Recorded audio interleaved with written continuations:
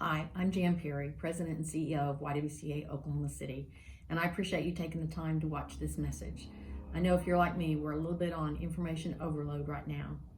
But I did want to take time on behalf of our board and staff and volunteers, our whole team at YWCA Oklahoma City, to say thank you and hopefully give you a moment of smile. We greatly appreciate you and all the support that you have given us. I also wanted to make sure that you know, in lieu of with all of the closings we're seeing in our communities, from businesses to yes, even nonprofits, that the YWCA Oklahoma City is still open. We are still providing critical services, that lifeline for victims of domestic violence and sexual assault. Our emergency shelter is still open and operational. Our crisis services on our main campus are still ongoing. Our staff that are embedded at Palomar, many of you are aware of, also provide crisis services there at that location. And while Palomar is closed as a facility, our staff are still there and operating and providing those crisis services. As always, our primary focus is safety for victims.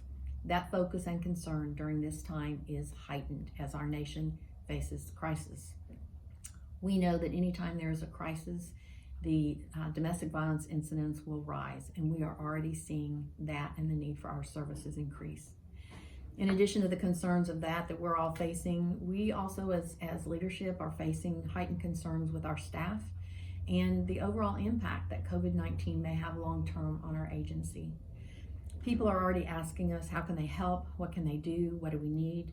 Well, our normal day-to-day wish list that helps us provide for 60 to 95 guests in our residential services in that emergency shelter are still ongoing. Those haven't changed, and that list can be found on our website. But in addition to all those day-to-day needs, we're also facing the needs that some of you are facing as well, looking for things like hand sanitizers, thermometers, masks, gloves, toilet paper, yes, even toilet paper. Those are things that additional needs on top of what we have day to day, and so that's what we would tell you. But for those of you that know me, I also can't get away without saying, on top of all those needs, financial support is always vital, and right now as critical as ever. So again, I want to thank you for your support and our work to help keep victims safe. We hope that you will keep in touch with us and stay apprised of changes that we may have to our events or additional needs that we may have. But through all the stress, please know that you are important to us. We are grateful for you and for all the support you've given us. Thank you. Have a blessed weekend.